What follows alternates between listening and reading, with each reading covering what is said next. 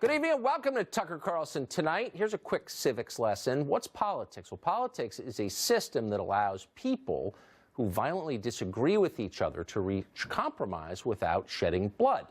It's worked well for a long time in this country. But when one side decides it is no longer willing to compromise, that system breaks down. Without compromise, you no longer have politics. Instead, you have an especially fanatical form of religious belief. ISIS, for example, is not a political organization. Its leaders reject accommodation of any kind. Its leaders assume that everything they do has the approval of a higher power. They are good people. They know that. They know their beliefs are not simply correct. They're the only possible beliefs. Anyone who disagrees with them is, by definition, immoral. So a system like that does not allow for the possibility that good people might be mistaken once in a while or reach different conclusions sincerely.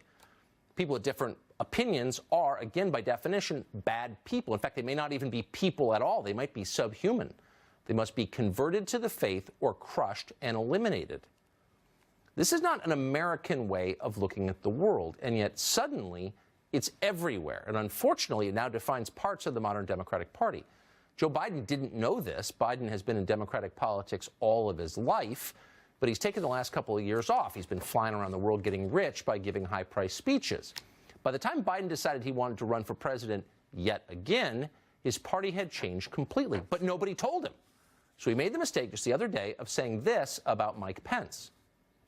The fact of the matter is, it was followed on by a guy who's a decent guy, our vice president, who stood before this group of allies and leaders and said, "I'm here on behalf of President Trump." And there was dead silence. Dead silence.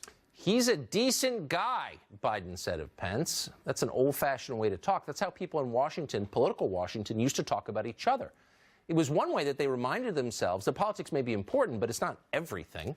Every political opponent is also, on some level anyway, a human being and a fellow American. Our common humanity is stronger than our political differences. That was the assumption that they had and have had at least since the Civil War. And by the way, it has to be the assumption that all of us have if we're going to live together in the same country.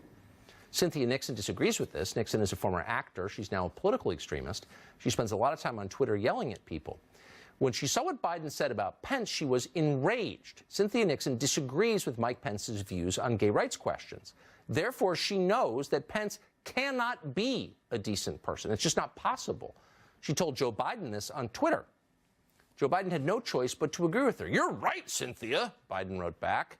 "There is nothing decent about being anti-LGBTQ rights, and that includes the vice president." People used to say that Joe Biden was a decent guy, too. But in the modern Democratic Party, there are no decent guys anymore. There are only people who are with the program and apostates who deviate from it. Congresswoman Tulsi Gabbard suddenly is in the latter category. How did that happen? By any sane measure, Gabbard is a staunch progressive. But she does hold heterodox opinions on foreign policy. Instead of agreeing with Bill Kristol's foreign policy, she still believes what many progressives used to believe.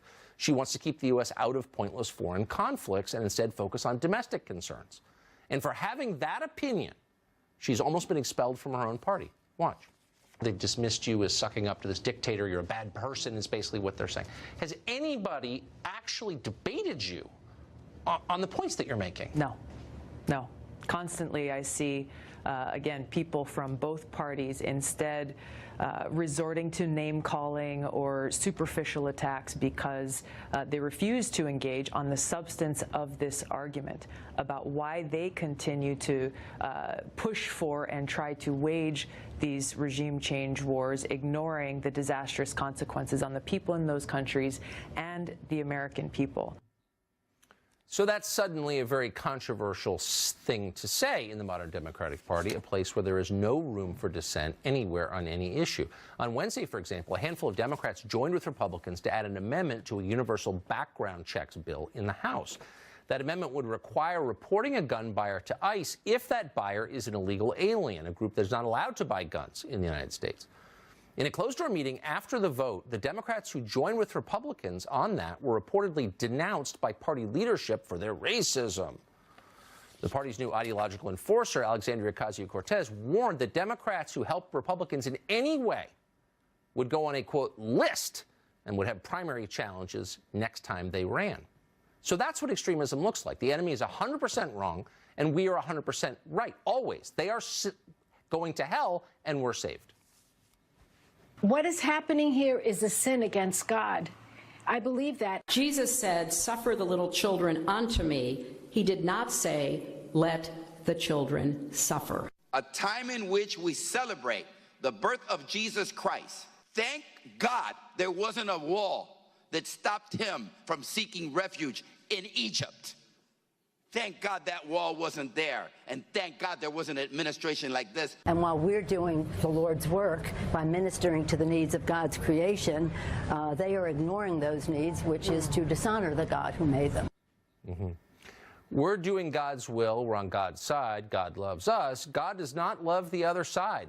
They're sinners. They're going against God's will. And in fact, you know what? They could be Nazis. This is the United States of America. It isn't Nazi Germany. Bottom line, Donald Trump increasingly looks like Hitler in Nazi Germany. Much like Hitler took over the Nazi Party, Trump has taken over the Republican Party. If you vote for Trump, then you, the voter, you, not Donald Trump, are standing at the border like Nazis going, you here, you here. They are the tactics that have been used through history by the worst purveyors of pure evil, including slave traders, including Nazis, including terrorists.